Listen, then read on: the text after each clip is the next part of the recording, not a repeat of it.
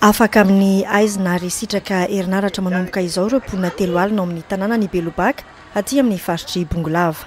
Belobaka izay tanàna voalohany amin'ireo zato isitraka ny Tetikasa fananganana tambazotra madinika, famokarana sy fitsinjarana herinaratra iarahan'ny orinasa Amerikana Fluidic sy ny orinasa Malagasy Henri Fraise ary tohanan'ny sampan-draharaha Amerikana misahana ny varotra sy ny fampandrosoana na ny USTDA.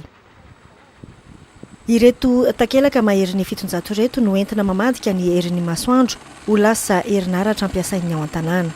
Tehirizina mivatoaratra ireo herinaratra 3.20 kilowatt ireo mialoha ny tsinjarana azy amin'ireo mpanjifa.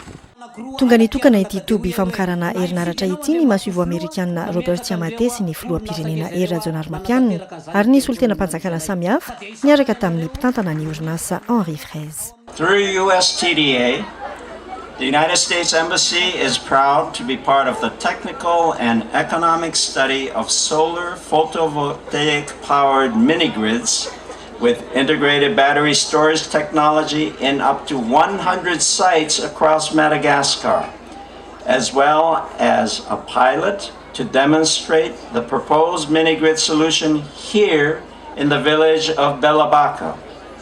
This project is a good example of how the United States government is helping support U.S. technology innovations and solutions in Madagascar.